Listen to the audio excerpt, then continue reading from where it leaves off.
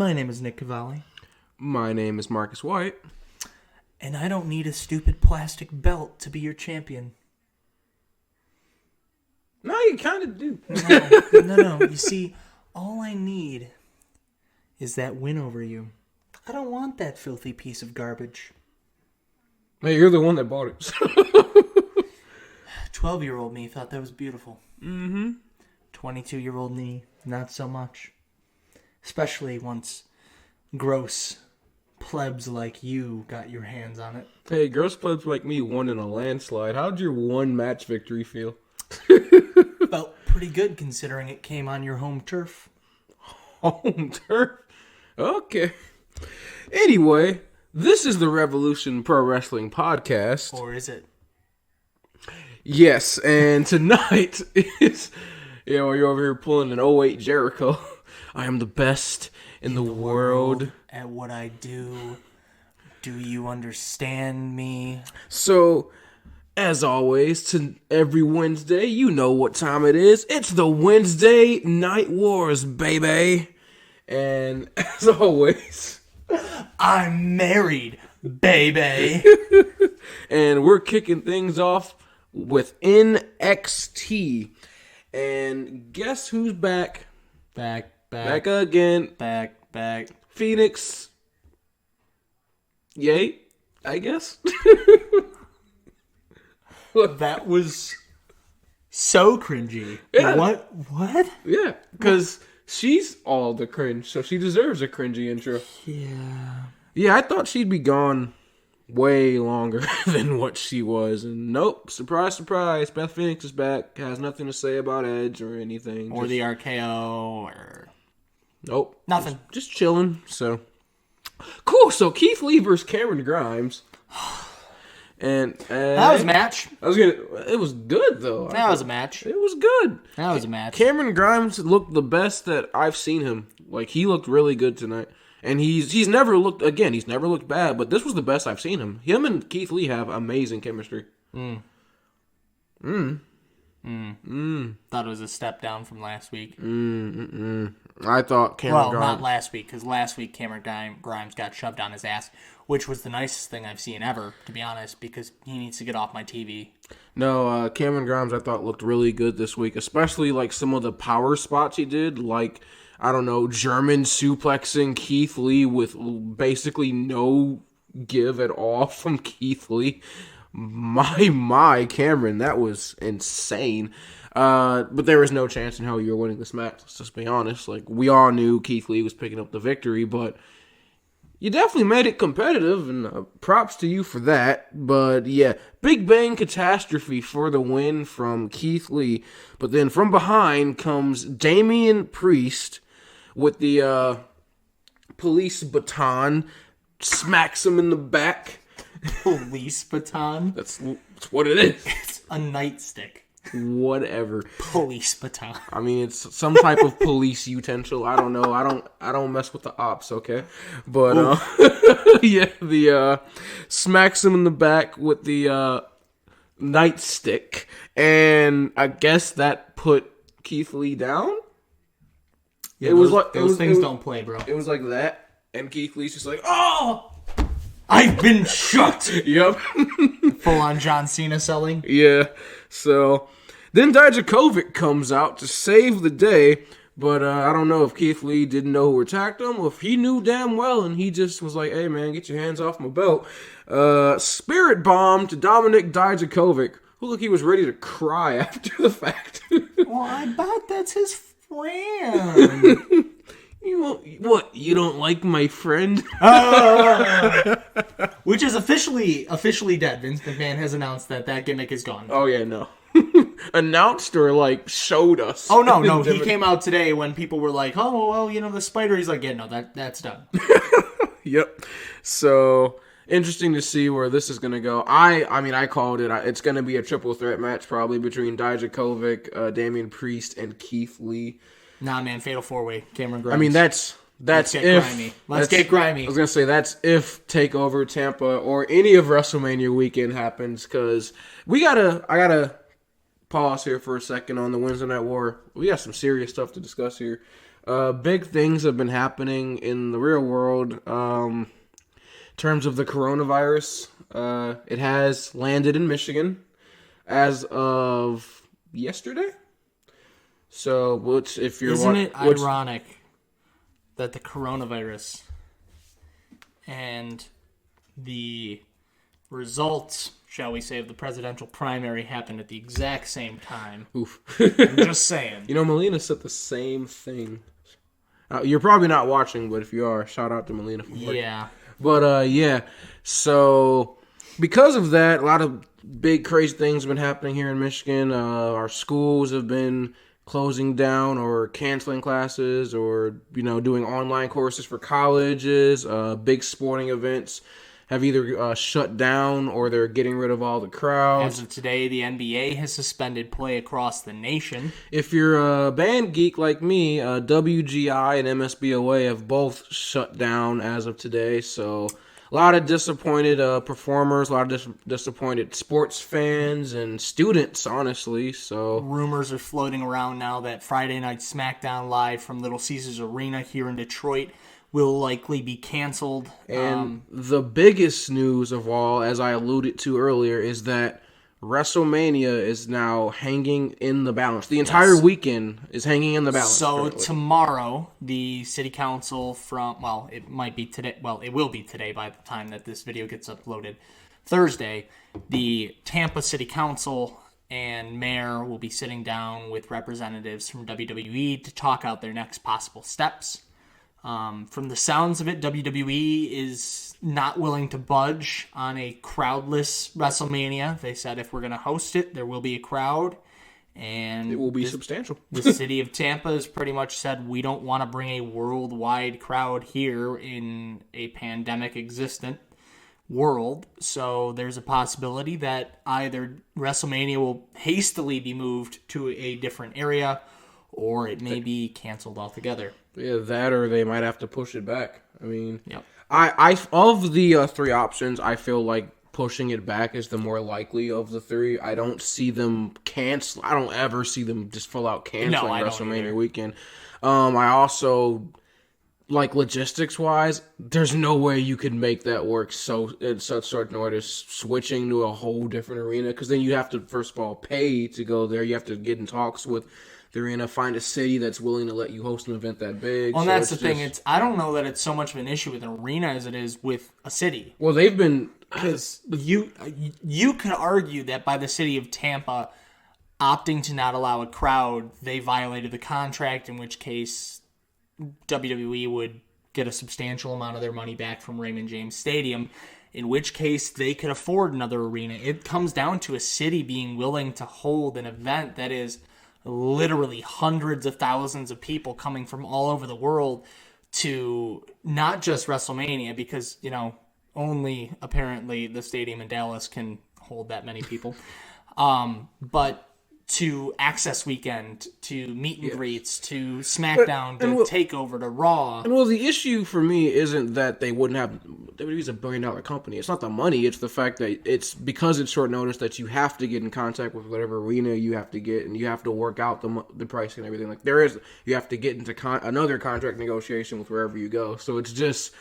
And then you also have to consider building the setup everywhere, getting everything rearranged, telling everyone that already purchased tickets that, now your tickets have to go to there, and flights and everything. It's just, you would have to refund everything when it comes to tickets. Yes. So, which you're going to end up probably having to do that anyway, at least. Right, because if you move it back, unless there is a quote-unquote rain date,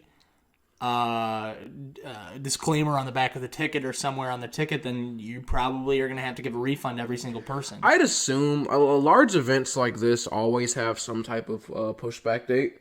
So, yeah, but the pushback date tends to be a week. Yeah, I was going to say like within a week or so. So, I mean, that's... In terms of there being a rain date, it wouldn't really matter because it's probably a week or so after. Also, let's be honest, Vince McMahon would host WrestleMania in a hurricane.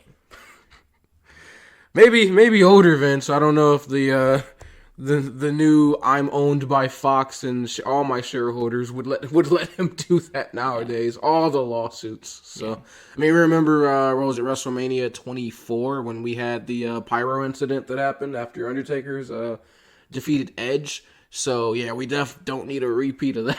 So yeah, this whole thing's a mess, and I'm more concerned about TakeOver than I am WrestleMania, to be fair. I mean, who isn't? But what I'm worried about is blood and guts in 2 weeks. Yeah, that's because this isn't just impacting pay-per-views, but this could impact any major gathering of people around the country. Yeah, I mean, there are governors and mayors and county officials all across the country who are giving guidelines on what is best practice for not for counteracting the infectious disease, and most of them are suggesting no gatherings over 1,000 people. In the state of Michigan, the suggestion was 100 people. 100, yeah, which good luck with that. But so that being said, yes, coronavirus is out there. It's dangerous. Wash your hands. Just don't hoard toilet paper. That's not nice. Just don't be nasty, people. Like, it's pretty common sense. Don't be a disgusting human. Wash your hands. Take a shower. Like, if you're sick, stay home. I mean, it's things that your parents taught you that you should. I hope they taught you at least.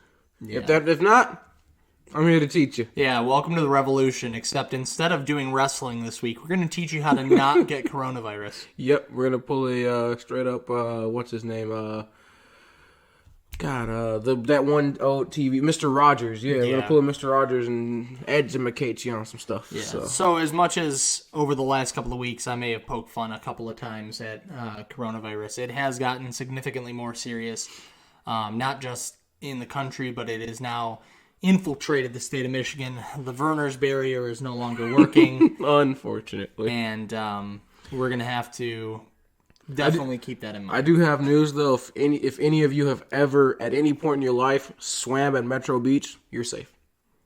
Yeah. Yep. That's not true. Don't take that seriously. I could believe that. Yeah, me too. Yeah. I mean, for how many times a year that gets closed? Yeah. That means me and you are safe, at least, right? At least I am. No, I'm safe. I had a baseball banquet there one year. Hey, there you go. I was going to say also, if any of you have ever swam in that giant wave pool at Cedar Point, you're probably safe, too. Any of you went into the Clinton River more than 6 years ago? Mm-hmm. Yep, you're safe. Swam in the gone to Belle Isle at any point. Anyone touched the Detroit River ever? Yep. You're probably safe. You might be radioactive and missing a couple of molecules in your body, but you're safe. May have seen a dead body or two, but, But, anyway, let's, Not Belle Isle these days. All you see are just people sunbathing and stuff like that. All you just see is hipsters and white people. Yep. Welcome to the new downtown Detroit. So, segueing back now into actual wrestling stuff. Okay, before we segue back in, I got to do something really quickly. All right. Look, I played heel, like as a promo, but I miss it. I miss it a lot.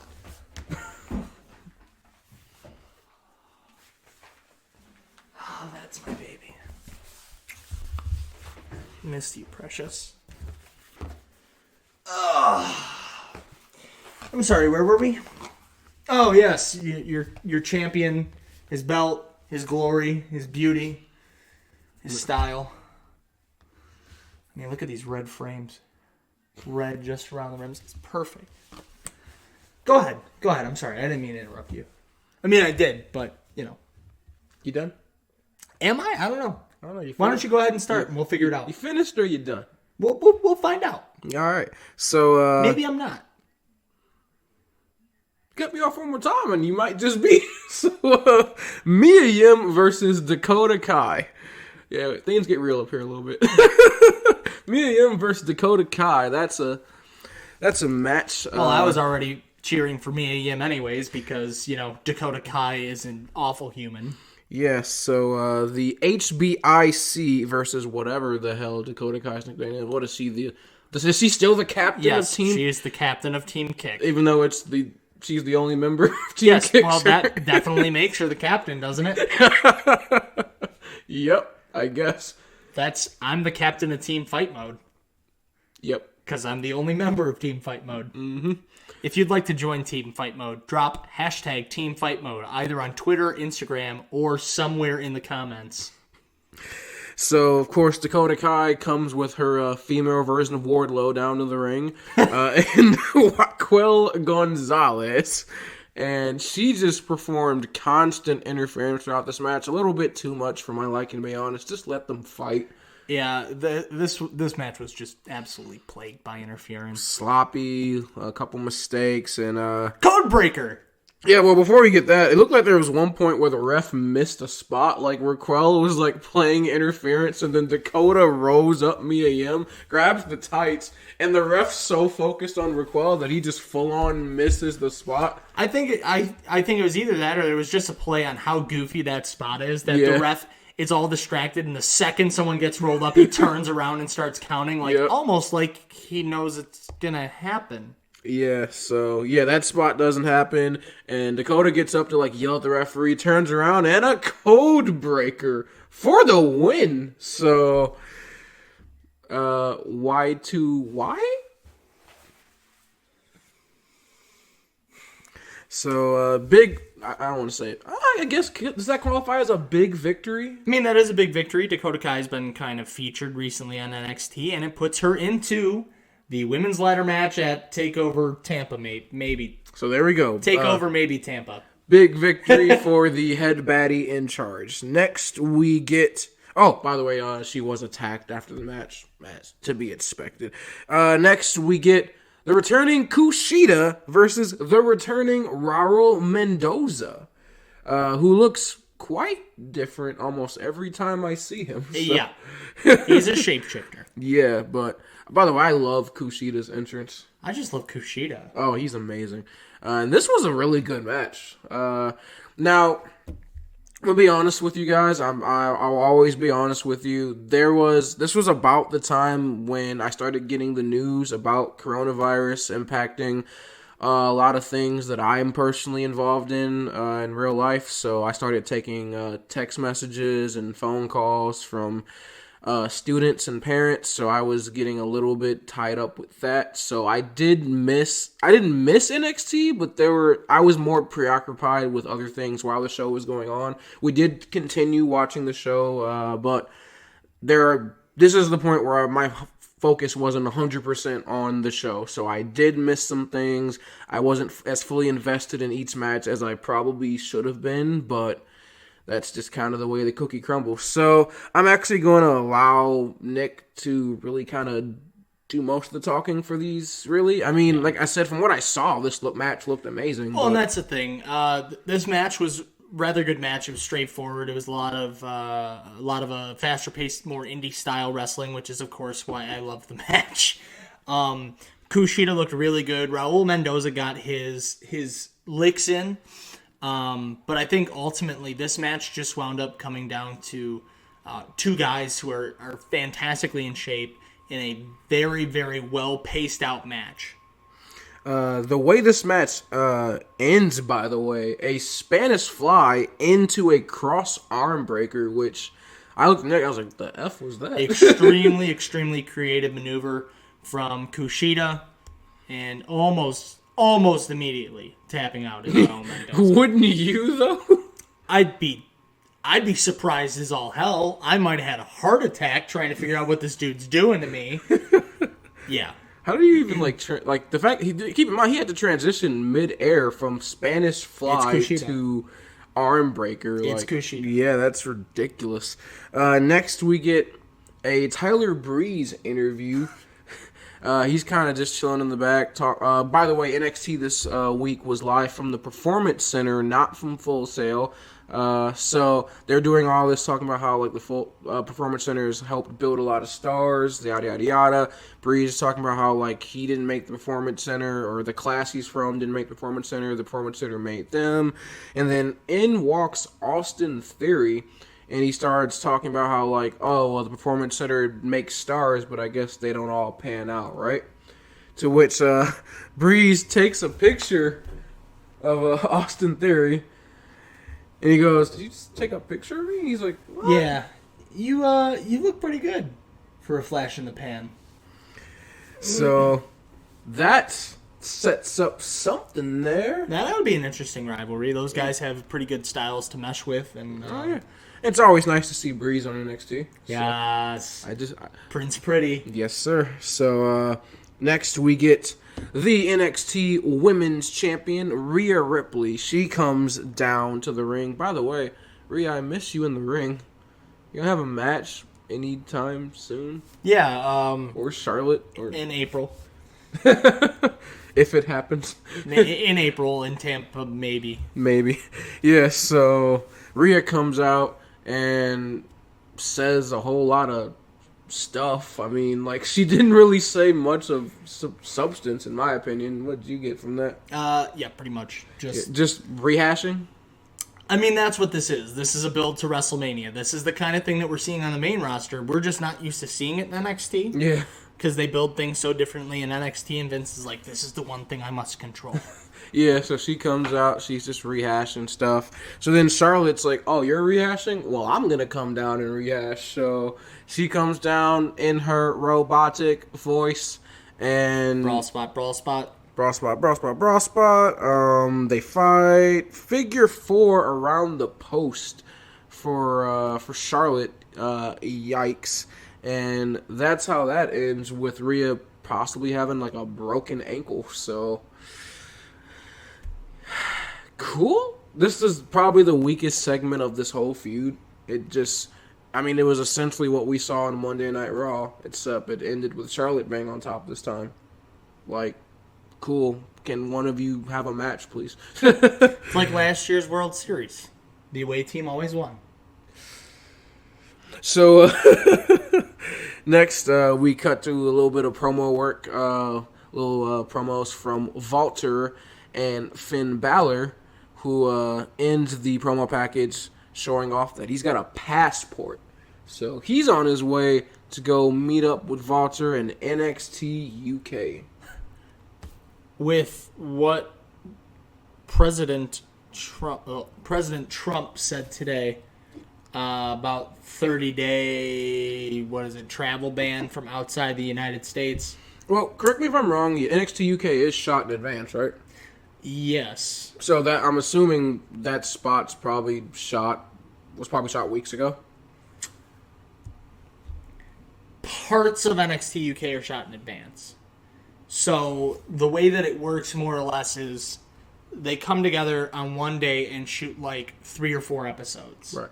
But on the day they shoot 3 or 4 episodes, I believe one of them is live. Right, but I would assume something like just Finn flying down to the UK to like beat up Walter is probably just, or not beat up, but like fight Walter. That's got to be reported, I'd assume, because like, I don't know. It just seemed a little silly to be like, hey Finn, you're flying to the UK for one spot and then fly back. Like, he's probably going to do a couple things in the UK, I'd assume. So, that's just kind of my personal take on it. And maybe they'd fly. I mean, I don't know. We'll see.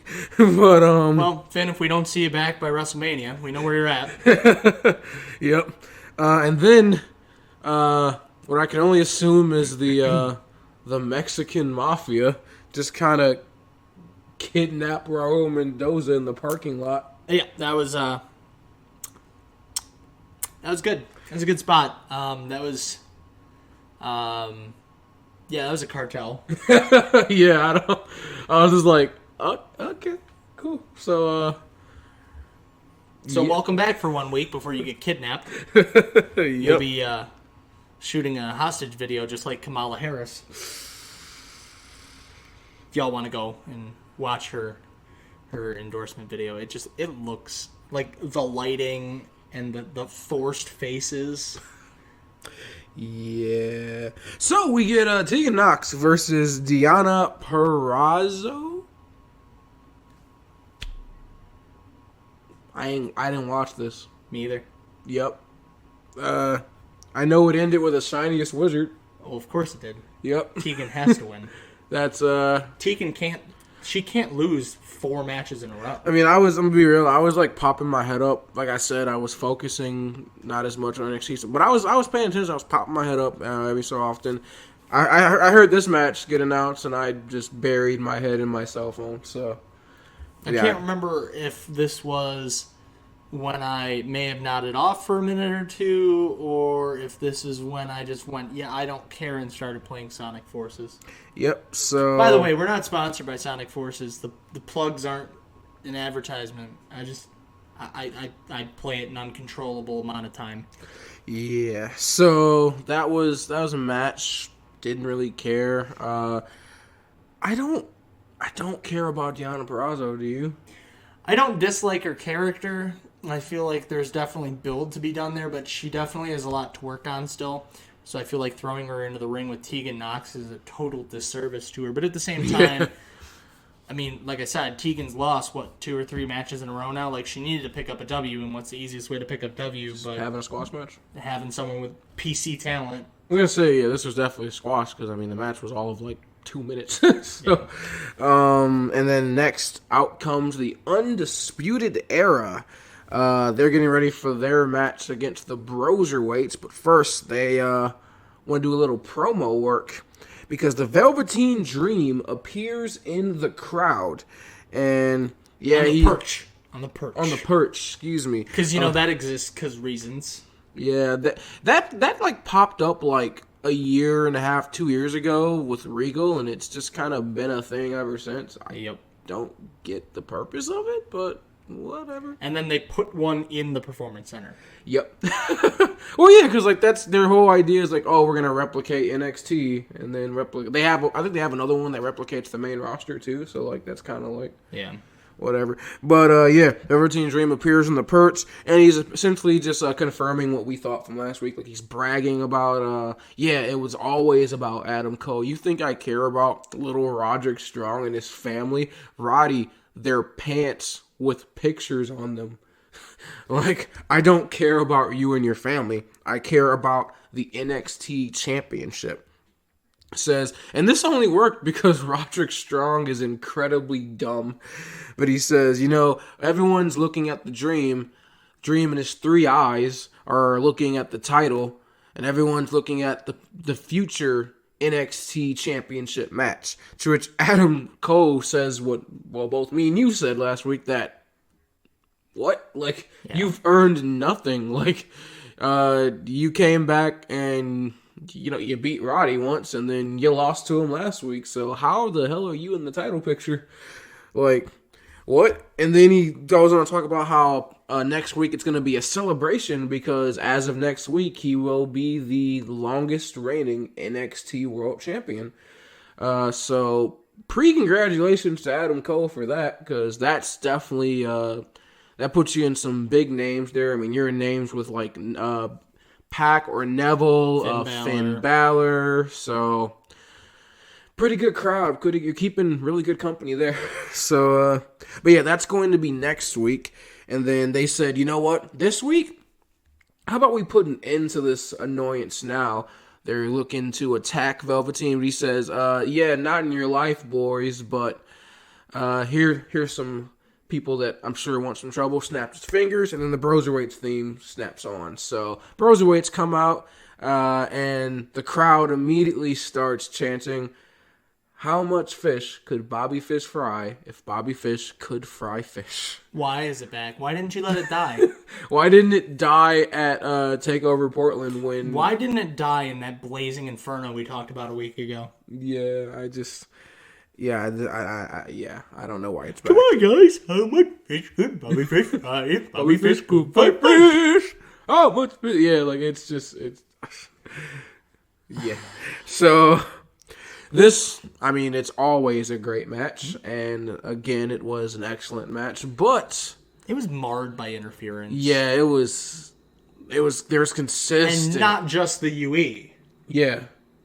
Grizzled young vets come out at the end of the match, and they interfere. And they're only focusing on the Broserweights. So it's just... if your whole idea is that, your whole promo was that you want to skip the Undisputed Era and that you're trying to throw yourself in the title picture, why would you be only focusing on the Broserweights? I don't get it. But despite the 6-on-2 advantage, the Broserweights pick up the win with It was some tandem offense. It was a sleep. final flash knee strike with a kick to the back combination. So yeah, that'll turn your lights out real quick.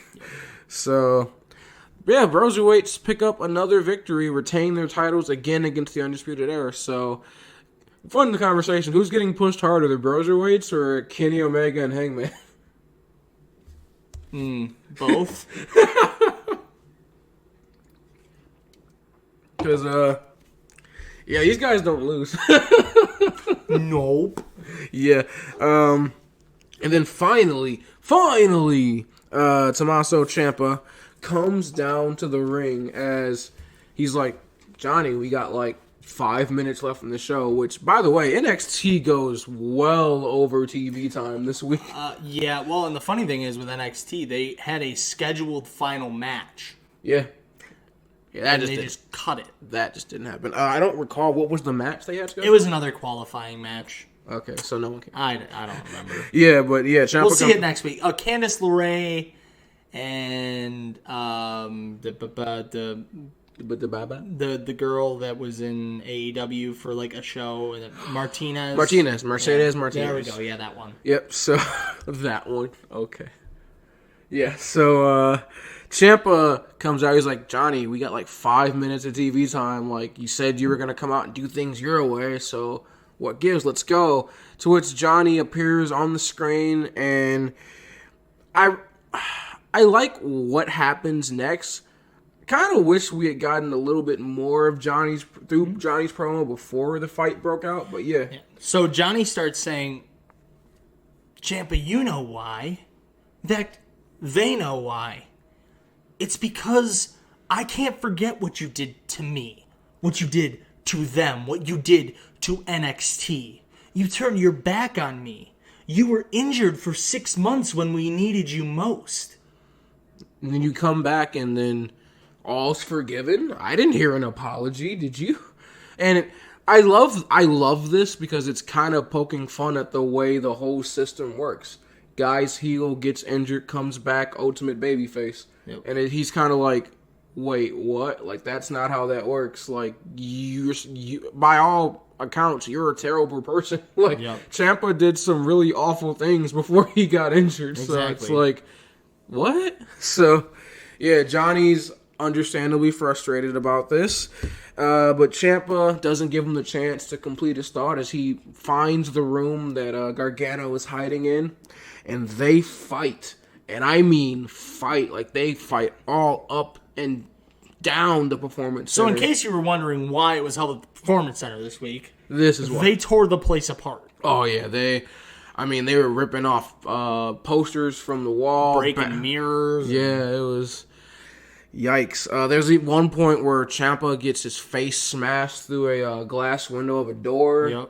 Yep. Then they go into the gym, and they're like tossing weights at each other. There was one point where Ciampa clocks Gargano in the stomach with a 45 pounder. Yep. And then he grabbed like a 15 pounder, and Gargano was like resting on like one of the mirrors and chucked it at his skull. And thank God Johnny got out the way because he shattered the whole mirror. Like, yeah, he attempted murder here on NXT this week. They brawl back through the crowd, kicking the living hell out of each other. And security and referees that are getting involved. All along the way. Yeah, anyone that stands in their way, just, good luck to you. And then Johnny Gargano goes up to the perch. And Ciampa follows. They fight a little bit. They tease the spot of tossing either man over the edge of the perch. At one point, Gargano locks in the Gargano escape. Won't let it go. Referee goes up to to get the hold broken, and Johnny clocks him dead on the perch. And then he's looking like he's going to throw Ciampa off the perch. And then Ciampa, from out of nowhere, just grabs Johnny Gargano and hits essentially a Celtic cross through the table. The air raid crash. Off the perch through the announce table.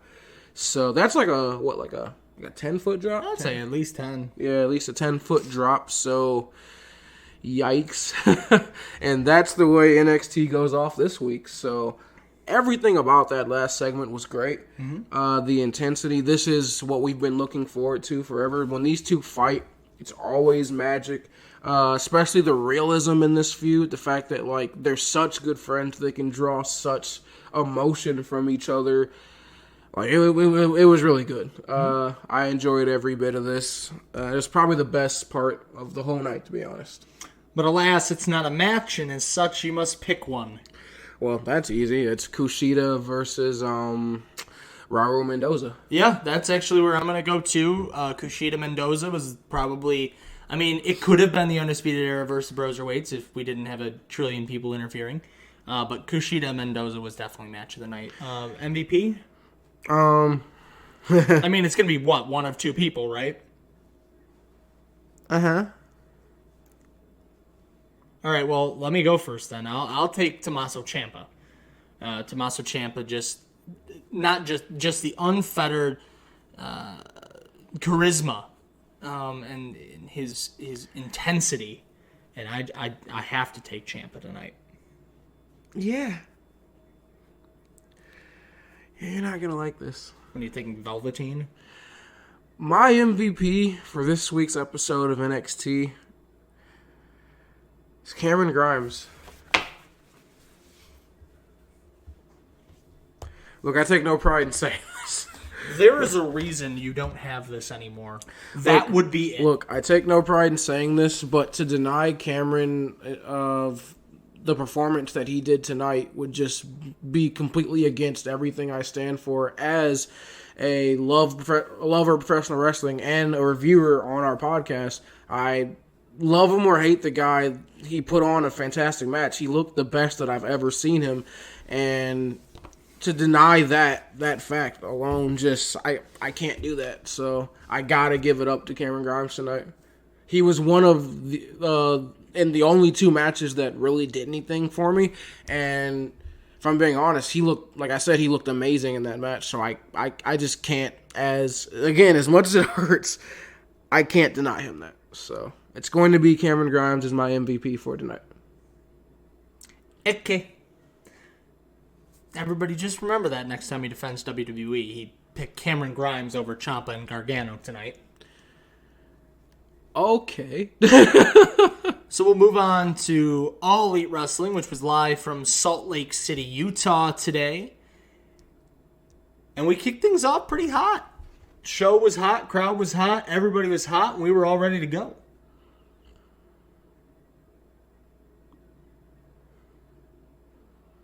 Are you just done? Yeah, I was looking to you, bud. I mean, yeah, we just kind of started out with Hangman looking for a partner. I mean, cool. Yeah, so Hangman Page backstage being interviewed, asking who his mystery partner for tonight is, and then all of a sudden Matt and Nick Jackson are up beside him, and they go, "Is this the reason you called us here?" He goes, No. I wouldn't team with you if you were the last person on Earth. Your younger, more skilled brother? Maybe. In fact, do you have your ring gear, Nick? But no, that's not why I'm here tonight. And walks away. Little confusing, because they never do address why Hangman was there with them, but okay. Yep.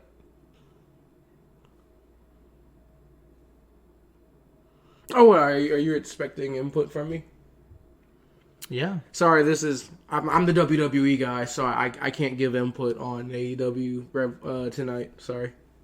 I don't think that's how that works. No, I mean, no, I'm the WWE guy, so I'm not gonna give input on AEW Dynamite tonight. It's not my field. It's not my field. Sorry.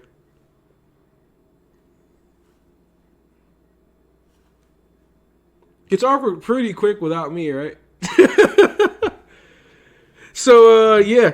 Yeah, especially because, like, the one time I decide not to take notes, you're like, I'm just not going to talk. That's the reason I did it. Oh, never mess with this guy. So, yeah, next we get Ortiz versus Cody. And this match was It was alright, but this was kind of a theme throughout the whole night that kind of bugged me. So much interference throughout this whole show, throughout NXT, like just there's just too many interference spots. Like, I just want to see wrestling. I don't give a damn about like all this interference. Like, I get that it's like building towards things, and it's like, but it's like, come on, like at some point I just want to see two people just beat the hell out of each other. Like, I just want to see a good fight, and it's not really what we got in this match. I mean, Cody's always great, but yeah, there was this interference from Santana. Then we had Lance Archer and Jake Roberts come out. So yeah, Lance Archer is revealed to be the apprentice, I'd say, the client of Jake Roberts. So they're sitting in the crowd. We've got Brandy Rhodes on the outside with Arn Anderson. Like, there's just so much happening on the outside. And they, like, make it known that they're there. Like, at one point, Brandy Rhodes is not interfering, but, like, she's, walking around the ring. Arn Anderson, they got a camera on him every 2 seconds. And they want to remind you that Lance Archer and Jake Roberts in the crowd looking around. So it's just like, can we just focus on what's happening in the ring? Gosh. But so, we do, and the match does end with a figure 4 from Cody Rhodes. But then immediately after, we get an after the match attack spot. Happens on NXT, happened on AEW. Like, it's just, it's getting repetitive. It really is. So Santana attacks Cody, but then Arn Anderson and Kenny Omega and what was it, Matt Jackson? Yeah. They come out to defend Cody, and then the Inner Circle appear on the screen. And it's funny, we ran into your brother Nick in the hall, and it seems he has a bit of a headache. And they show Nick Jackson trapped underneath one of the gates, and he's bleeding from his skull. Actually, maybe more like a full body ache. Let's go, guys. Yeah, so... Look, I don't have a problem with this. I guess I won't speak to it too much because I don't want to, piss you off and you just take your ball and go home. But I am home. Oh my god. But I liked this match. It sets up better for the Inner Circle Elite match that's happening in 2 weeks at Blood and Guts. And not only that, but I mean, Lance Archer versus Cody is coming, and this whole build is going to be slow. It's going to be full of spots like this. It's not... I have no problem with Lance Archer and Jake Roberts appearing in the crowd. My issue is the overall theme of the two shows tonight, and kind of it's been a reoccurring theme of just, if it's not mid-match interference, it's after-match attacks. Like, it's happening every week. Like, we can do other things to build stuff, like, besides after-match attacks and mid-match, like, interference. Well, that's the thing, though. Moxley talks about that in his interview later. He's like, they're a one-trick pony. This is what they do. This is what the Inner Circle does. This is how they operate. But it's not just the Inner Circle. Because it happens... it's the Inner Circle and Death Triangle. And MJF with his stuff, too. Yes, it's all the heels. Yes. Yeah, so that's my problem. Like, if it was just the Inner Circle doing it, then I'd be like, cool, but it's every other match with multiple different stables and people, and it's just like, oh my god. And if it's not the heels, it's the faces doing it too, so it's just like, and it's not just AEW, I'm gonna say it, it's NXT doing it too. Like, you guys, the reason I like AEW and NXT is because you guys frequently break away from the mold. You do things that are different. You don't do things that aren't typically seen on most wrestling shows or the main roster. And this is becoming my issue, is that now this is stuff that we see every Monday Night Raw from Seth Rollins and his disciples. They do if it's not the mid-match interference, it's the after the match attacks. You see it every freaking Monday night. I can't speak to SmackDown because I haven't watched that in weeks, but when we were watching SmackDown, you were seeing it with whatever the hell the stable with Sami Zayn in them are, and whatever that Baron Corbin stable is. So it's just like, I get so sick and tired of just repetitive things.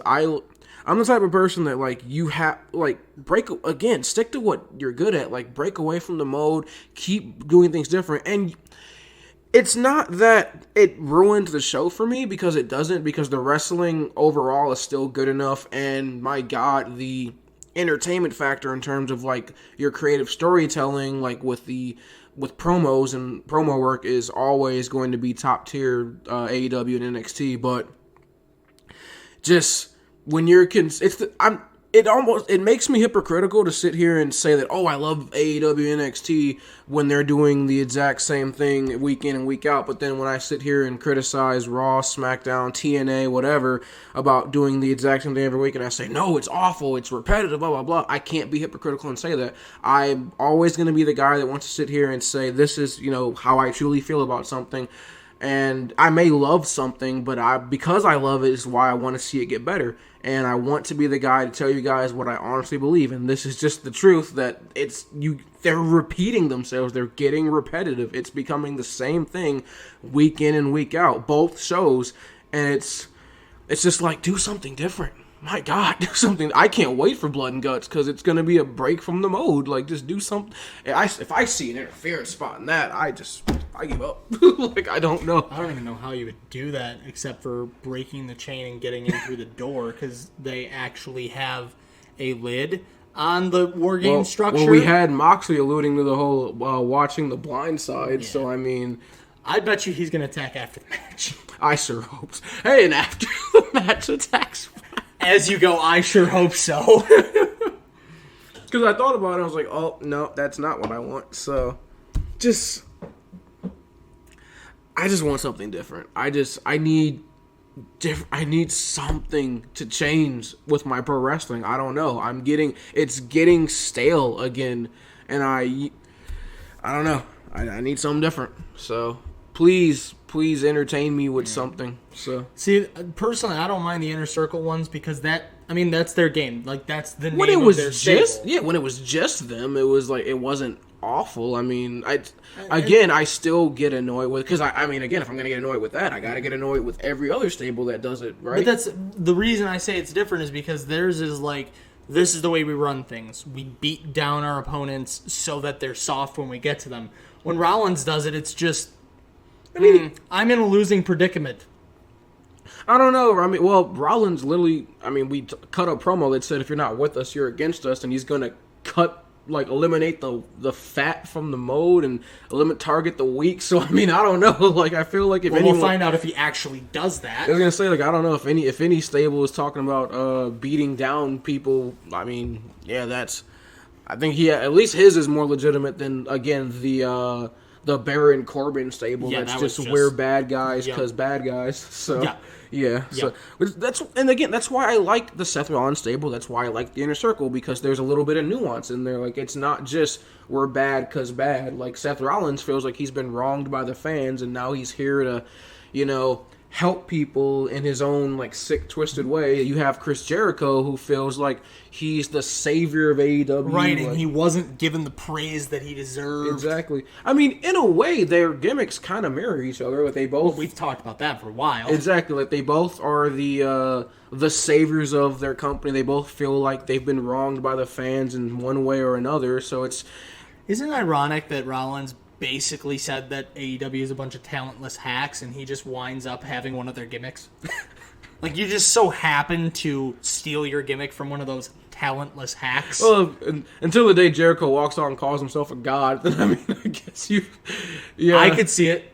I could see it. I am a wrestling god. Oh, okay, JBL. Yep. So, yeah. I am the wrestling messiah. Oh no, Jericho. Oh no. Yep. We did see the Sammy Guevara t-shirt that those couple weeks. Hit me up. Yep. So, no, I guess, I don't know. It's different when I see it from, the Inner Circle or whatever, but then... Yeah, even Rollins stable, it's not too bad. It's just when it's everybody, yeah. When it's everyone doing it, it's like, can a match just end and people just go back to the locker room? Like, you can sit there and have your little angry faces and, blah, blah, blah. Oh, cut a promo, do whatever you got to do. But does every match have to end with a brawl? Yes. Like, it just, there's got to be other ways to end matches. Like, Nope. it just... None. They don't exist. Nope, just brawl, fight, get stretchered back to the locker room. Fight to the death. Finish him. Yep. So, yeah, that's, I don't know, that's my gripe of the week. I guess last week it was the women's division. This week it's, just both shows and their reusing of spots. So, I gotta have a Wednesday night gripe of the week, and I guess that's it. So, gripe mode. No. Yeah, that's about as cringy as fight mode. No. So, next we get, speaking of women's division, hey, guess who showed up tonight? Miss B. Priestley. So, This match was not bad. yeah, no, you heard my complaints last week about there not being more women popping up each week and about the wrestling not being the greatest, and you fixed both problems. You brought B. Priestley from the dead, and the match was actually, it was good. Yeah, Sheeta, Statlander, y'all both look pretty good. Yeah, so it was a tag team match, by the way. Chris Statlander and Hikaru Shida versus Nyla Rose and B. Priestley. Nyla looked like Nyla. Yep. And B. Priestley looked significantly improved. And Shivani Yes. and Excalibur and JR alluded to it on the mic. She's been honing her craft in Japan, working with some of the smaller companies over there and working with some of the training facilities over there to improve upon her game because she feels like she hasn't been able to fully recognize her abilities in the ring, and it shows. Yes. So something I thought was kind of funny was before this match started, Nyla comes out, and Statlander's just like giving her like the angriest look. And, you know, you can sometimes see that in tag team matches when, like, you know, the heel, which is Nyla a heel? Like, Yes. Technically. or tweener or something. No, Yeah, she's a heel. she's a heel. Yeah, We just like her because she's not Riho. Yeah, so she comes out, and, you know, sometimes the heel will come out, and it'll be, the face will be, like, mean mugging him because, you know, something happened, an attack or something. No attack, nothing happened. She just beat you. She just doesn't like Nyla. Yeah, she's at, and it was like this, like that kind of mean face, like a little kid angry that they're not getting candy from the store. Like, it was, yeah. So, but yeah, this match was good. I gained a little bit of respect for Sheeta from this match. I still don't love her. I will never probably like Statlander, and nothing in this that she did in this match allowed me to. If you boot me, I'll break your finger. Boop. Have to wait for the camera to stop rolling to do that. So, yeah, Statlander just never gonna probably get on board with that. But Nyla looked great. Bea Priestley, like I said, looked pretty good this week. We get to the end. Nyla hits, I'm just going to call it, better spear than Roman's ever hit. Probably one of the best spears I've ever seen. Yeah, that leads to a power bomb for the win. So, good on you, Nyla. Like, it was everything from power, picking up speed. It was really good spear. And then, of course, B. Priestley, after the match, attacks Nyla and then stakes her claim for the AEW Women's Championship. Yes, please? Yeah, I need to see that before I see Sheeta. Yeah, So. I mean, Sheeta's going to lose anyways. B. Priestley, at least, is someone who I could conceivably see beating Nyla. Yeah, hence why I kind of wish they just hadn't immediately thrown Sheeta in the title picture. Like, they threw Sheeta in the title picture before Nyla had even fought Statlander. Yeah. Like, they went, like, it was like Statlander wins, and then, like, almost immediately it's like, oh, we need the new number one contender. Yep. And it's like, wait, slow down, hold up. Like, can you wait till after? So, yeah, that was kind of goofy. Because then the problem with that is then you book yourself and, like, you're stuck with it. Now it's like, nope, we got to do Sheeta. Does anyone really want the match or care about the match? No, but we got to do it now. It'll probably be a good match, at least. Be better than the Statlander match. As much as I love Chris Statlander, it'd be kind of hard to be worse than that match. Yeah. Even Riho put on better matches with Nyla. Riho was amazing. When she showed up. Not as a champion, but as a performer, Riho's always Always top tier. So next we get Chris Daniels mocking the Dark Order, kind of like putting on one of their commercials that they do in the full style and everything. It was amazing. The constant popping up, Dark Order sucks. Screw the Dark Order.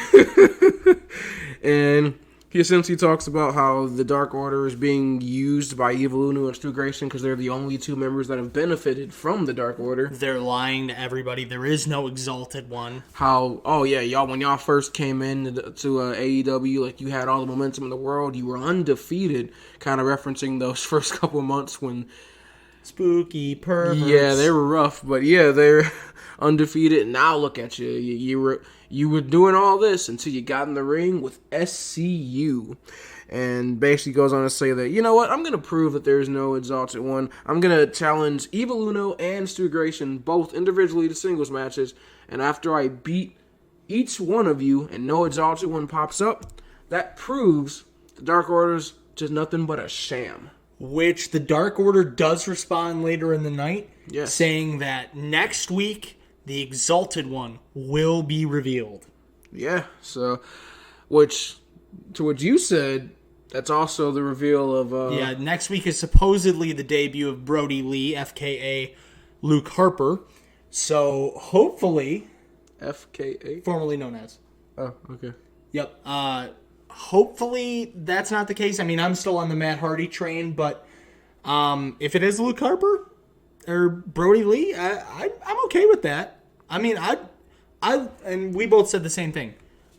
It doesn't matter what he does. We just want Matt Hardy in AEW. Like, he could be the Exalted One. That'd be great. I feel like I'd rather see Matt Hardy just in AEW than be the Exalted One, to be fair. The only reason I got excited about him being the Exalted One was because there was the prospect of him being in AEW. Right. But, like, the actual idea of him being the Exalted One, I think I'd just take Broken Matt.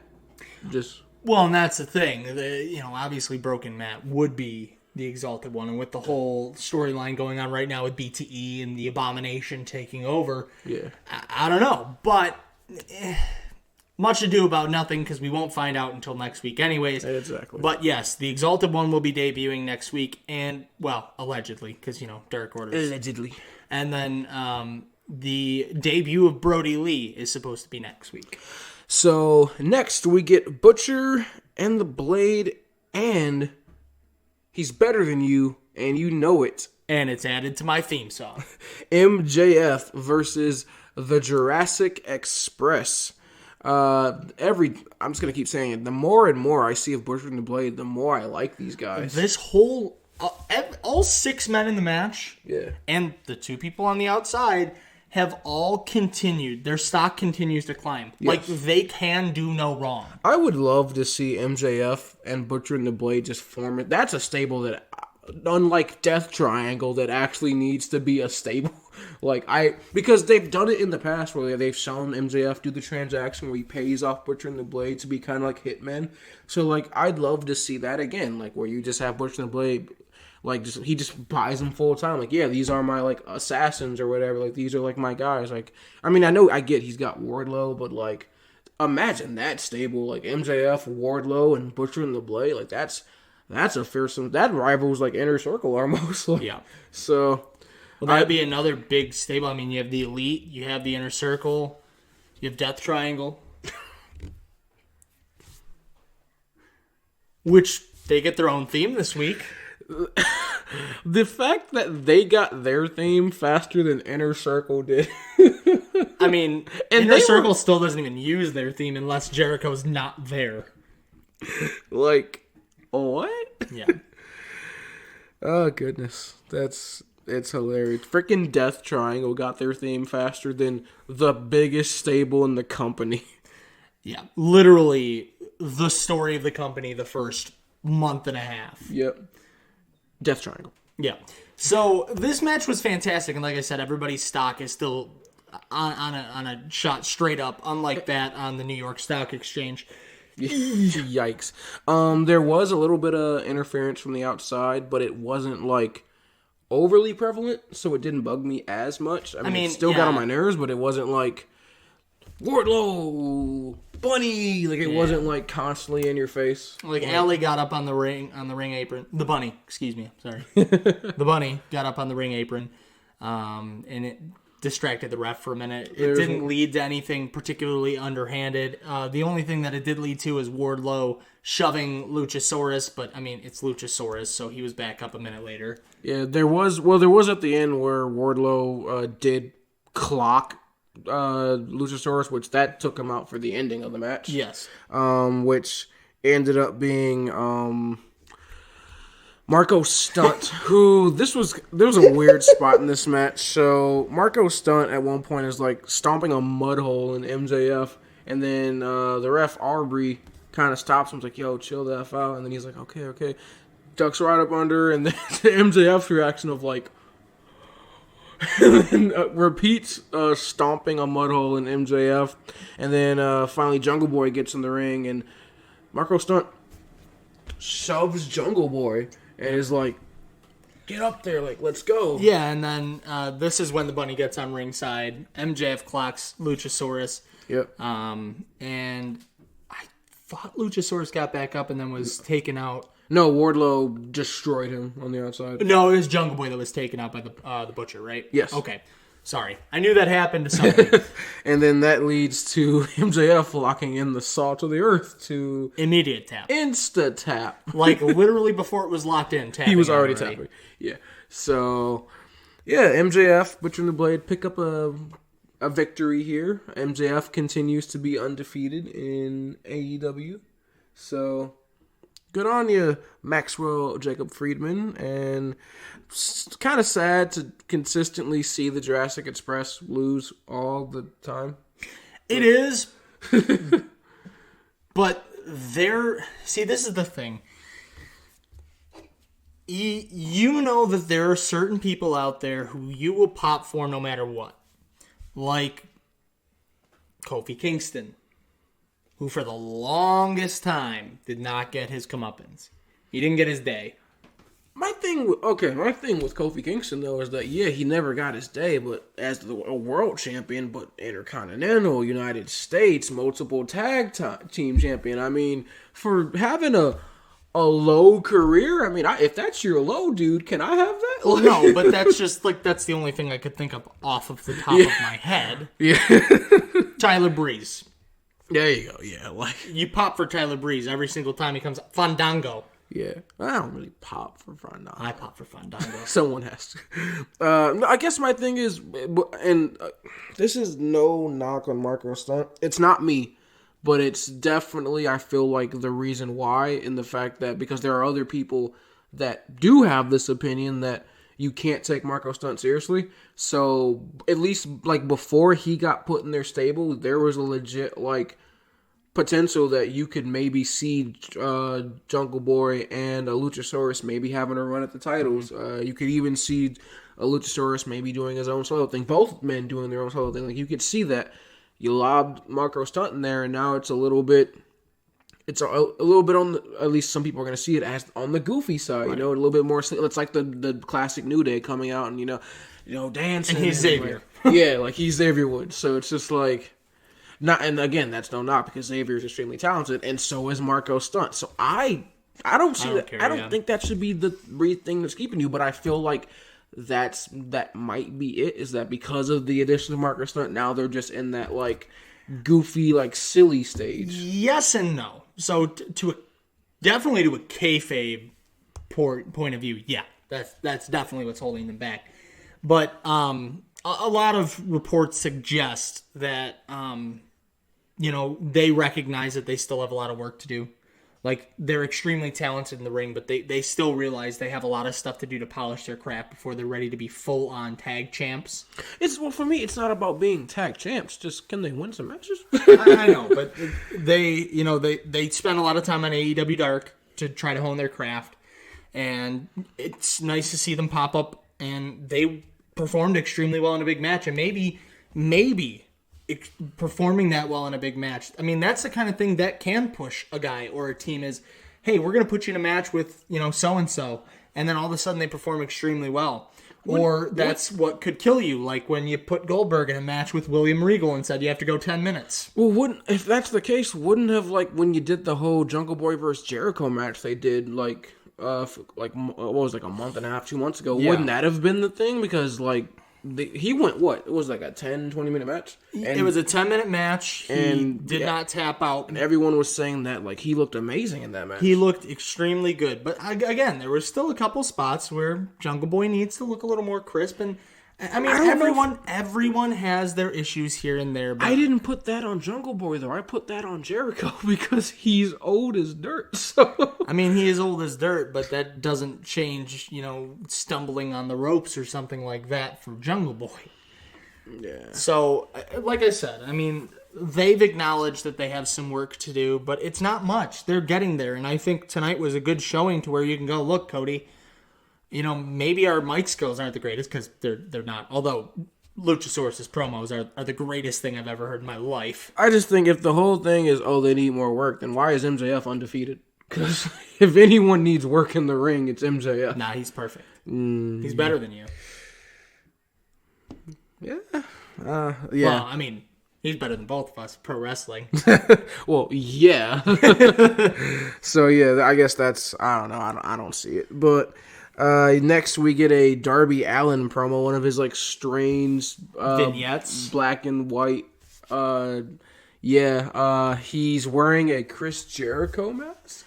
And someone is in a body bag wearing a Sammy Guevara mask. And then he ties said body bag to the back of his car. And drives his truck through a field while dragging said body bag, which very clearly is still moving as though there's a human inside. Yikes. Who volunteered for that? And then they pan back to the crowd, to which everyone was like, what? It was Jimmy Havoc. I would bet it. Yep. Actually, at first I thought it was Darby who was in the body bag because it looked kind of like Darby's hair. Yeah. And then I was like, dude, the Jericho guy is Jimmy Havoc. But that guy also had Darby's hair, so... You could tell the one with Jericho was Darby. Yeah. So, I feel like else would be crazy enough to just be like, Joey Janela. Yeah, drag me through a freaking field. Like, Joey Janela, Jimmy Havoc, Raven. Yeah. Sabu. Yeah, he's Tommy Dreamer. Should I keep going? I don't know if, Tommy would be like, drag Not me anymore. Through. Yeah, no. Well, actually, okay, so before we get onto this, for those of you who are over in the UK watching this, which, according to our statistics, is absolutely 0 people, Sabu and Raven are hosting a pay-per-view style show with ECW rules in the UK. Yay. And reportedly, the main event is going to be Sabu and Raven. And currently, ideas are being tossed around, such as a barbed wire match. Yikes. With 2 borderline 60-year-old men. Remember the what I talked about on Monday? Mm-hmm. Perfect example. Perfect example. So, yeah, that was all the WTF, all the what the... So, yeah. We come back, and it's Britt Baker time. Yes, so Britt Baker is live on the mic with Tony Schiavone, and she brings him his favorite coffee. Starbucks, of course. But instead of the Starbucks lady, it's a picture of Tony Schiavone's face, and his name is spelled with an I. Yep. She starts ripping into the crowd. Yeah. So they're live from Salt Lake City, Utah tonight. Which, for those of you who don't know, Utah is the largest population of Mormon people in the world. So this gets a little uncomfortable. First, she starts talking about drinks and beer, and I'd have to cross state lines to get a drink, and then says that, wow, I didn't really think about this, but everyone in the crowd here kind of looks very similar. Like, a lot of you guys have the same facial structure. It's almost like we're at one big family reunion or something. And then she starts talking about the body mass index of a lot of the people in the crowd. So we've made fun of Mormons, overweight people, and hillbillies? And Mormons again. Yeah. So Yikes. Good work. She then goes on to say that, oh yeah, all of you can pursue greatness. I'm just trying to inspire you all. I mean, yeah, you can be that construction worker. You can be that janitor. You can be that dental assistant. Which, by the way, we are in a capitalist society, but regardless, none of these are bad jobs. I mean, someone has to be the janitor. Someone has to be the dental assistant. By all means, it's not a bad job. And construction worker pays pretty well. And she goes, I can be your role model. I want to be your role model. I'm a dentist. Did you know that? She's embracing the meme. I love it. But then out comes Big Swole. And, she came out in fight mode. She came out, and she's pretty upset because apparently Britt Baker had been talking some smack about her, and Britt's like hiding behind Tony Schiavone. Britt, why are you hiding behind Tony? He's not even your friend. He doesn't even like you. You don't even go here. Yeah, pretty much.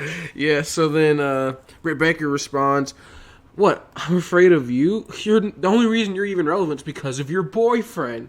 Which, for those of you that don't know, Cedric Alexander.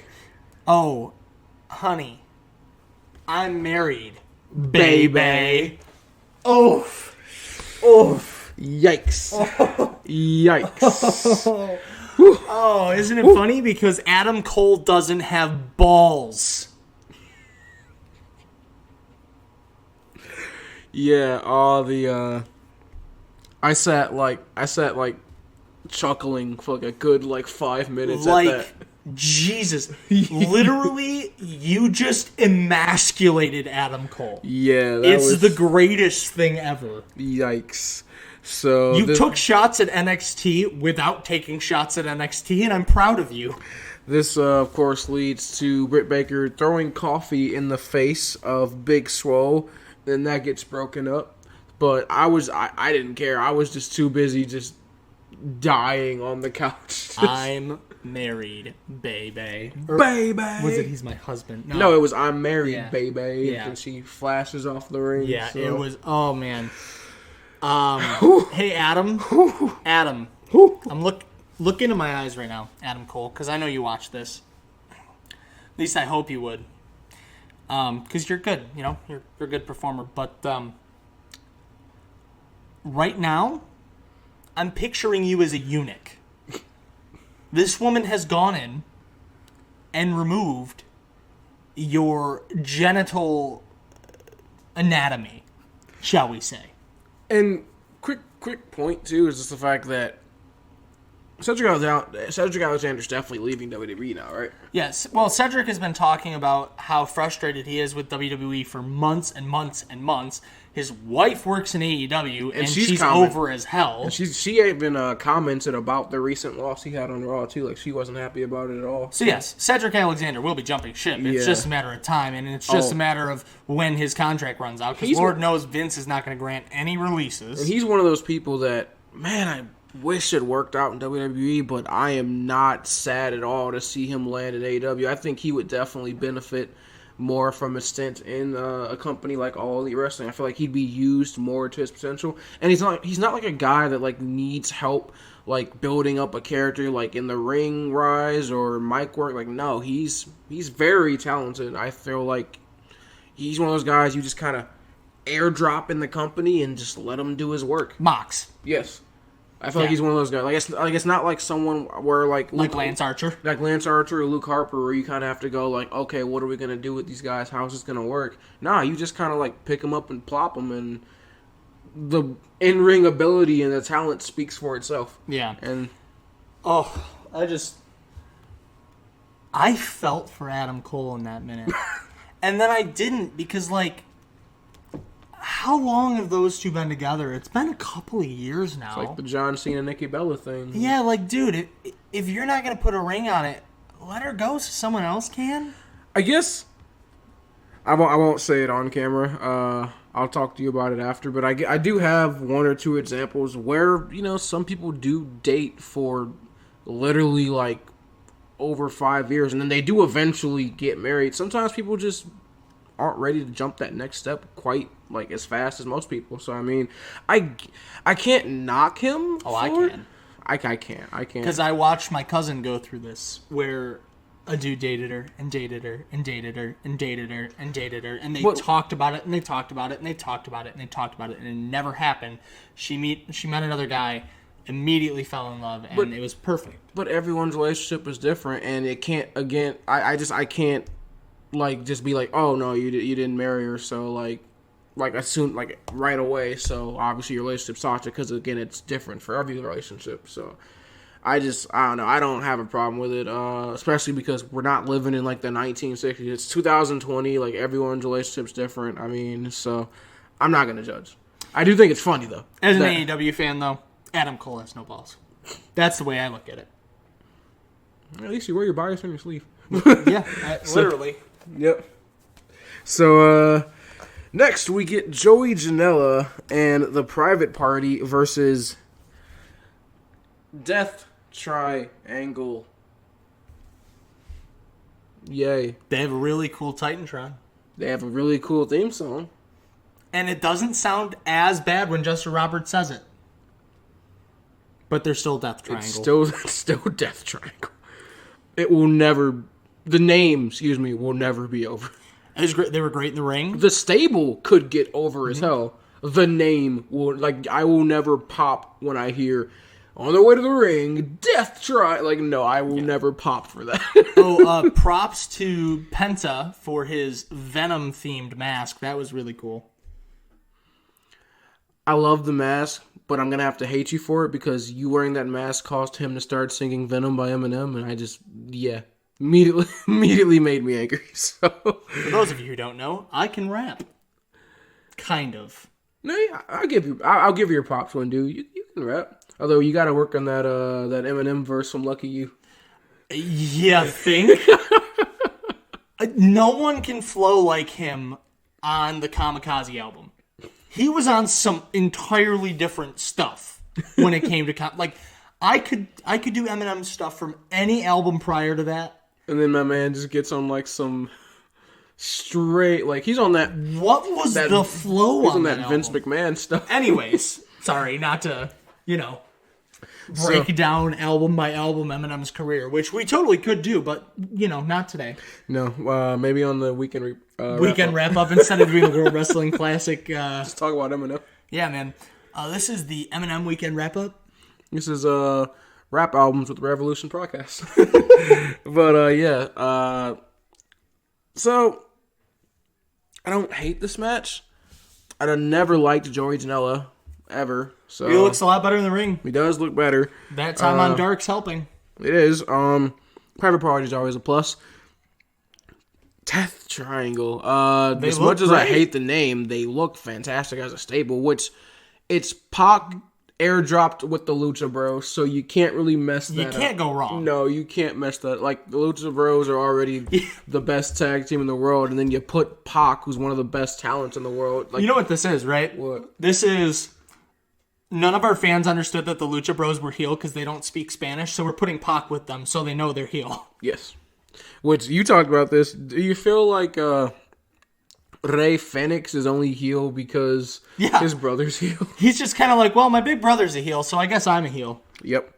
But this match ends with first a package Penta driver, and if that's not enough, Black Arrow on Joey Janela. So they hit the tag team Penta driver with the double stomp to the backside from Phoenix. And then Pentagon Jr., instead of asking Pac to go for the pin, drags him to the corner. Yeah. I was like, hit the Black Arrow. Yeah, because, I didn't just kill him by planting him on a bastard head. Yeah, and then, of course, we get the attack after the match. But we get the debut of something very important. Their signature move. The Death Triangle. The Death Triangle. Applied the Death Triangle.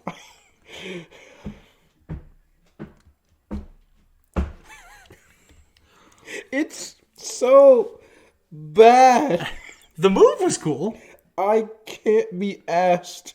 Like the it's basically just a giant brutalizer, which was really, really cool. I love wrestling so much. This is what you make me look at AEW. Why? This is so bad. Like, oh and my you thought God. my stable names were bad in 2K. This is almost as bad as like when we're playing 2K and it's like the Dominator by the Dominator. Like, Yeah. this is, yeah. That's how cringe that is. The Chosen Clutch by the Chosen One. Yeah. We're really good at naming things. We're super creative, I promise. Absolutely. I mean, I got more creative juice in my pinky than whoever's writing Raw does. So, Well, I mean, yeah. And I have more creative juice in the tip of my nail than the dude who writes SmackDown. let me not even get on SmackDown. So I'll be here all night. And if we recall, 205 Live is a thing. It is a thing. Barely at this point, but it's still a thing somehow, some way. It's hanging on, man. By a thread. It just won't die.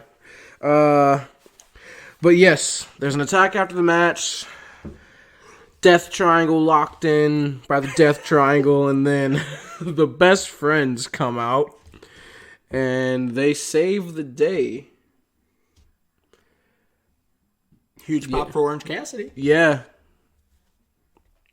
That's really cool. Yeah, cool. I sorry, the whole Death Triangle thing, just like I can't get over that. So yeah. Then we get backstage to one Dustin Rhodes, who is furious. Yeah, he's out of his mind. Yeah, He's lost it. As he should. He's angry about the attack earlier, and he says, "You know what? I'm pissed off. I want to fight somebody. So, Hangman Adam Page, I'm your partner. I don't care if you like it or not. I'm your partner tonight." And we're gonna go do some cowboy shit. Yep. And Hey, if he said it on TV, I can say it on here, right? Absolutely.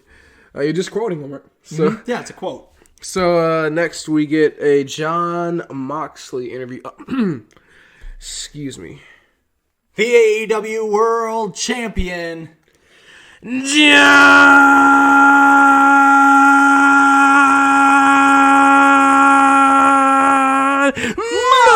Moxley!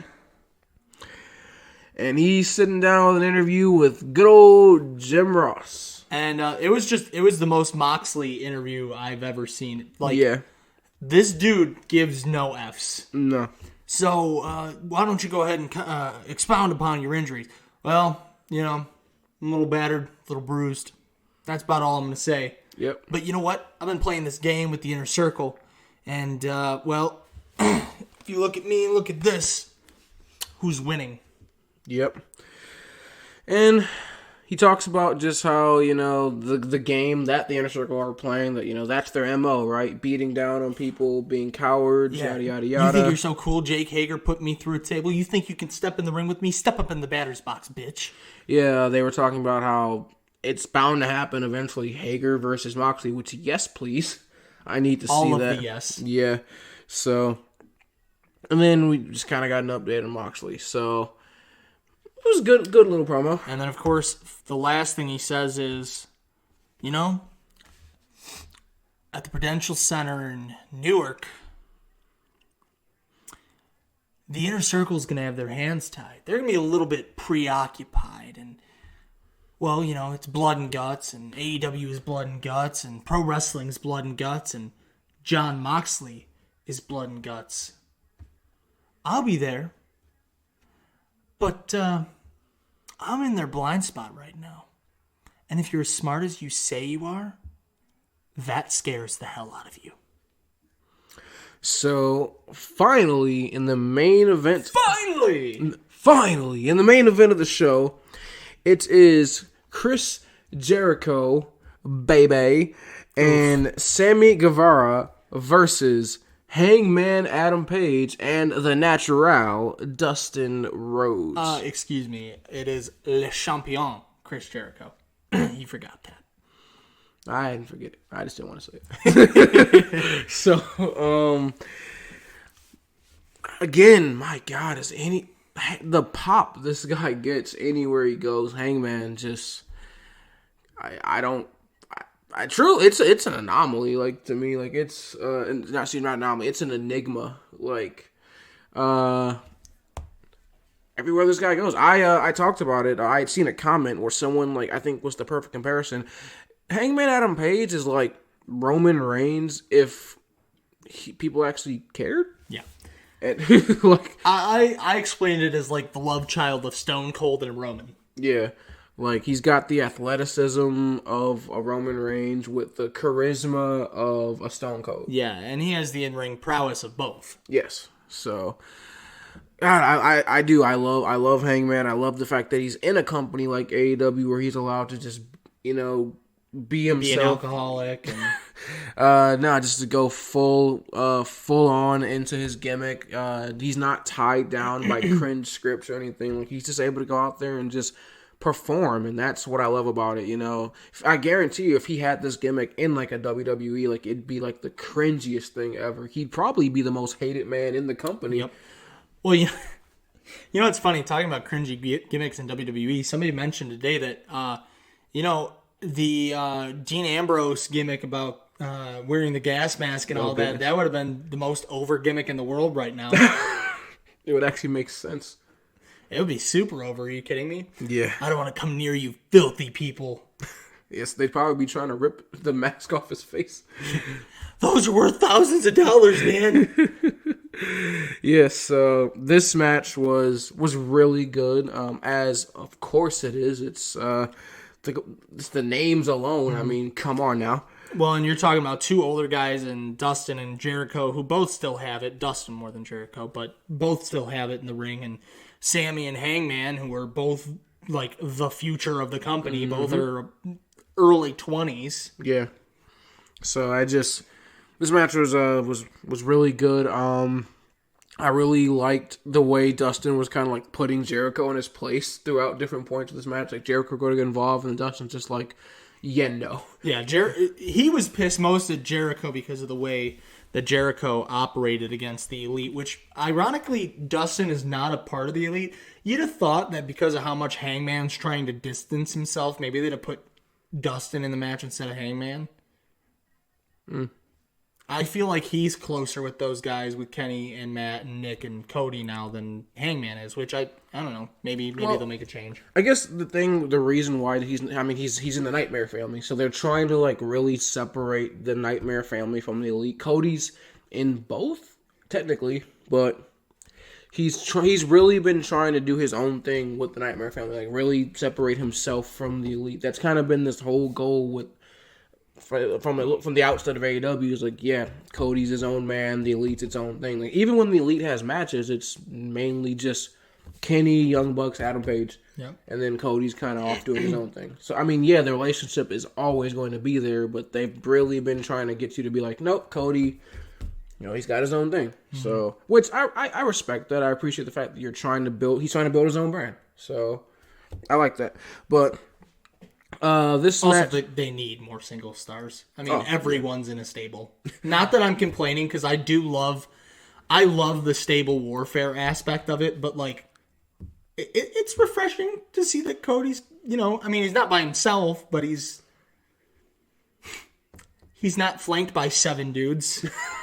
Because he could literally have the Elite, Arn Anderson, and Dustin. I guess my thing with stable warfare is, if you're going to do it, let's just go all out, man. Go full TNA and just have, like, stables. Aces and eights. Yeah, man. Just have, like, main event Mafia versus, like, what was it? God, I can't remember it. It wasn't Aces and Eights, but it was, like, the World Elite, and, like, it just full on, like, brawls, like, all over there. Like, just go. I want to see, like, just full on fights. Like, go full stable warfare if you're going to do it, but, like, no, I do like the fact that, like, I guess that's what makes a difference, that you do have, like, multiple stables, but they kind of just do their own thing. Like, but they do interact with each other. I mean, this is the first time we're seeing the inner circle with the Elite. But I was gonna say, I mean, the big ones do. I mean, we've seen the Elite and the inner circle fight before, just not like in a blood and guts match. Right. Well, and the other thing is, we have to recognize this, whether or not they're officially stable. MJF, Butcher, and Blade, they are stable. Essentially, yeah. So, this match ends with Dustin hitting a destroyer. Code Red. Excuse you. It's a destroyer. Yes. Into a buckshot lariat from Hangman Adam Page. and immediately attack. Attack. Kenny comes out, attack. Cody comes out, attack. They go to powerbomb Adam Page through the table. And who comes to save the day? Matt Jackson. Matt Jackson has a super kick party for everyone.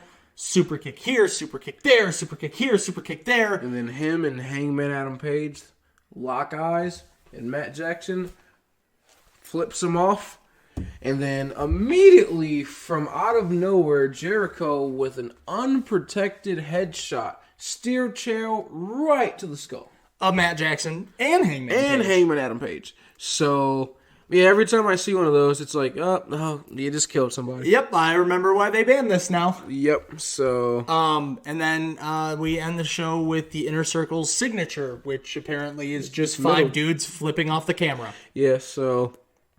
Kind of a call. They do a call. It's a callback to last week because they teased the triple power bomb, but then they still end the show with the middle fingers to the camera. So it's 2 weeks in a row. Inner Circle. This is our show. So I don't mind the repeat because they're trying to build up the fact that ever since Jericho lost his title, they're just unhinged. They're down to beat down everybody. I'm okay with that because that's building towards something, so it's not just we don't know how to end, so repeat. So brawl. Yeah, so fight. Like, this is our signature thing. We're going to try to take people out. We're going to try to end their lives. Yeah.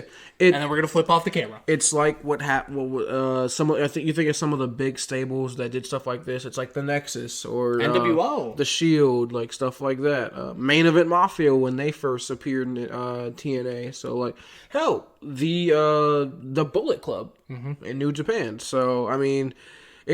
I appreciate stuff like this. It's definitely it's entertaining and there's an end goal. So shout outs to the Inner Circle for that. Alrighty, match of le night.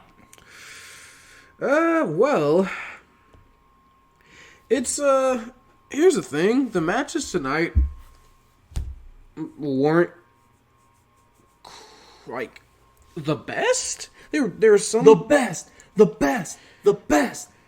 Yeah,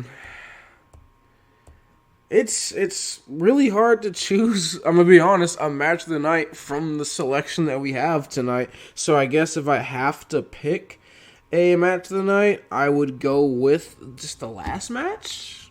Okay. I mean, I don't know. They just weren't amazing. This one felt easy to me. Jurassic Express versus MJF, Butcher and the Blade. Jurassic Express is just out of this world in the ring. They did something different this time with Jurassic Express, where Luchasaurus was in the ring majority of the time. He was the one taking the beat down. The hot tag was to Jungle Boy. There were a couple cool spots with Marques Stunt, and it's indie wrestling. All right, your MVP, sir. Big Swole. Yeah, Big Swole is my MVP because she made me go. Yeah, I'm gonna be honest with you, because we're getting on to the next segment anyways. Yeah, so I'm gonna be honest with you. I was gonna pick NXT tonight, and then I had that happen, and I don't even care. They could have literally just showed a dog taking a dump for the next 30 minutes of the show, and I would have been still on board with that. Like that promo work, swole. Also, Britt Baker was great on the mic too tonight, so I'm taking AEW. Look, I can't do it 2 weeks in a row. I'm sorry. No, I gotta go with NXT. I liked the matches a little more on NXT tonight. And that last segment from NXT was fan-effing-tastic. Featuring two of my favorite guys in the wrestling industry. So, man, it's hard to go against NXT this week. So I'm gonna have to give the nod to NXT. Don't get me wrong, I love the Big Swole spot. It just because again it made me go, oh, Adam Cole. But no, just that again, that last spot with Tommaso Ciampa, Johnny Gargano teasing the off the perch multiple times. I loved that. I loved the Velveteen Dream promo. And then again, the matches on NXT were just a little better than AEW. There weren't really, I mean, if I'm being honest, there were no memorable matches from either show tonight. Like, there's nothing where I'm going to look back to this week and be like, man, remember that week that those were some good matches. Like, no, neither show had that type of match. But if I look to if I had to pick, like, again, I'll go off the best match from AEW to the best match NXT. That Kushida match was fantastic. And then the best match on AEW was either tag match you want to pick, and either one, they weren't, they're alright. So, I don't know, NXT's getting my nod this week. Yeah, and like I said, I mean, that's perfectly respectable. I was right around there. And it was a difficult decision to make, but again, every time that you sit there and you blur the lines of reality, I mean, she literally called out her actual real life boyfriend, like, you a badass, Swole. But yeah, I mean, like I said, a lot of the matches on NXT were fantastic. The Kushida match was out of this world. I mean, in comparison to everything else that happened tonight. But, I mean, I don't know. There's something about AEW this week that while NXT had better quality match... Wow, I'm picking against wrestling for once. I mean, I guess my thing with tonight was just the fact that, okay, I got caught up in the business that happened during NXT, but I felt like guilty. Like, I was like, oh, dude, this sucks. I was really trying to watch NXT tonight. So then, like, when you heard my reaction when AEW came on, I was like excited. I was like, yes, I get to actually like watch wrestling. I was super hyped to actually not be distracted by my phone, actually watch the show. And then I was like, oh, like, this is what I actually like. I was never that I'm not like I'm disappointed to watch AEW, but it was just like as the shows were on, I was just like, oh. I missed the wrong show tonight. So, I don't know. It just kind of, I was getting a little, it was struggling to hold my attention, I guess, was my thing with AEW. Like, I was struggling to fully commit into the show. Like, I mean, there were parts like the Swole segment or like anything with John Moxley, I will always immediately sit up and listen because you never know what crazy stuff he's going to say. But yes, and again, this has to do with the constant interference, the attacks after the match, and more so in the AEW show tonight than NXT show because of the, I mean, there was one singles match tonight on AEW, and everything else was tag matches? Yeah, I think you're right about that. So it was just, and because, that stuff's going to happen in the tag match, it was just, I was just like tuning out. I was like, okay, if it's just going to be the same thing every segment, then I just got nothing, so... That was my biggest thing tonight, was just, I just got bored. I don't know, which I never love saying about anything Wednesday Night War related because I love this night and I love these companies, but, well, I love AEW as a company, I love NXT as a show, but... Thank you for correcting. Yeah, but I don't know. Yeah, and I understand that. I mean, that goes into additionally why I picked the way I picked. I mean, it's not literally just, oh, Swole said something. There were points in time during NXT where I was just like, I love Tegan Knox. I watched that match. Oh, no, neither one of us did. Same thing with the Charlotte thing. It was like, yep. I don't particularly love Mia Yim. I didn't watch a ton of that match because. Fair point. See, I guess my thing, I do like Mia Yim. I've really liked her, so... I mean, I love Dakota Kai, but, as much as you can while still loving Tegan Knox kind of thing. Yeah. But you had to know she was going to lose. Yeah. There's no... Well, you say that, but then Tegan won her match.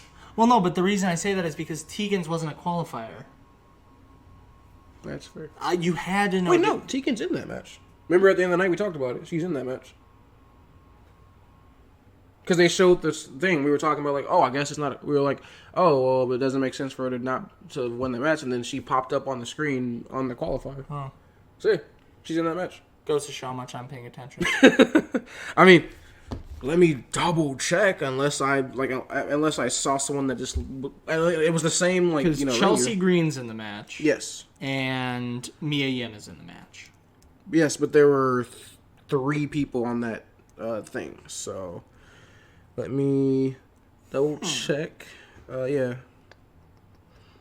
Do a little deep dive here. Sometimes we get things wrong, so it wouldn't be the first time I've been wrong, but I just want to make sure. Miriam, yeah. Hey, it's Miriam. We were just talking about that, actually. Rhea Ripley. Yeah, qualifier. Oh, wow. Yep. Well, now that doesn't make sense at all. Yeah, that's why I was like, if we're going to say that, oh, no, Dakota had to lose, but then Tegan won, so it's like, eh? Yeah. So. Yeah, that doesn't make, What are you doing, NXT? What are you doing? Especially because it's like, there's got to be something, either where Dakota somehow gets in, or maybe it's just over. No, Dakota Kai probably injured Chelsea Green. Or Mia Yim. Mia Yim again? Oh, no, not again. Not again, because then there's two people who hate Dakota Kai in the match. Anyways, it seemed predictable. I guess I was wrong. But hey, I picked the right winner. Me making picks in WWE. Yep. So, I mean, it's not the first time we've disagreed. It's not the first time we've disagreed and gone, yeah, I could see how you could pick that. Yeah. I mean, if there's anything more in-depth we want to talk about, we can talk about it this weekend on the Weekend Wrap-Up, which is slowly becoming one of our hottest segments of the week. Pretty proud of that. As we talked about, we will not, for this week, be continuing the... what's it called? World Wrestling Classic. Yes. We will be returning with that next week. Right. This week we're playing a game. Yes. Yes, we are playing. I want to play a game. Oh. We do like each other after all. Yeah, we're not just up here spitting venom at each other. Venom. Well, now I hate you. So yes, make sure you join us. Sunday? I don't know. Sometime during the weekend. Sometime on the weekend. Probably Sunday or Monday for the weekend wrap-up. And as always, make sure you follow our social media. Links are down in the description below. Twitter, Facebook, Instagram.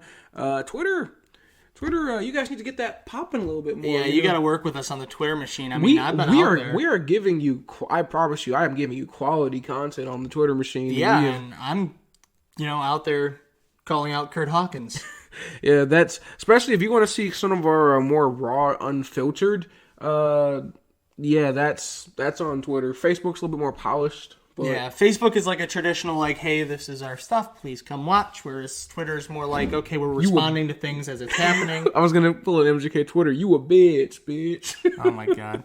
Yeah, that's more Twitter. Yeah, our Twitter is. We've gone at each other a couple of times. Same things on Instagram. So definitely check us out. I mean, if you're sitting here watching, an hour and 42 minutes into a video or whatever, like. It's not going to kill you to read a tweet for 10 seconds.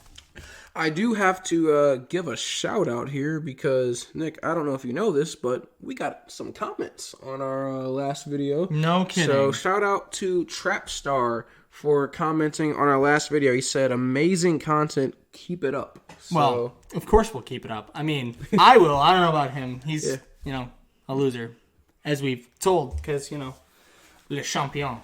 But, shout out to Trapstar. So, yeah, thank you guys for engaging. Continue to engage in our videos, and Absolutely. We'll continue to give you guys shout outs. We love what we do here. Yes. We're doing this for you guys. We're doing it for ourselves, but... we definitely aren't watching Raw for ourselves. No, that's purely for you guys. Certainly not for me. No, that's purely for you guys. The Wrevolution Pro Wrestling Podcast is, of course, available on iTunes, Spotify, Google Play Podcasts, Podbean, and wherever else fine quality. Oh, so good quality. Quality, an hour and 43 minutes in, and we're sitting here just rambling about whatever because that's just what we do. This is why we're entertaining. Yes, but oh, so good quality. Wherever. We are Wrevolution Pro Wrestling Entertainment Podcast. Yikes. So wherever good pro wrestling entertainment podcasts are found, that's where we will be. So, as always, that was the Wednesday Night Wars live from Studio 6. But yes, so a reminder as always, tune in this weekend to the weekend wrap up. We have a game for you. We will touch on the rules for the World Wrestling Classic. That's it. Yep. I'm going to touch on the rules of the ranking system. If SmackDown actually happens, then we'll touch on that a little bit. Yep. If it happens. And then the following week, check us out for the official seeding and possible first-round results from the World Wrestling Classic. By the way, SmackDown, John Cena and Jeff were supposed to be back this week, so please happen. Never thought I'd say that, but... All right. Before our camera does the die thing, because I see the red light of death, a.k.a. the black screen of death. Yes. Live from Studio 6 here in Sterling Heights. My name is Nick Cavalli. My name is Marques White. I'm your champion, and we invite you, as always, to join the revolution. Have a good night, gentlemen and ladies.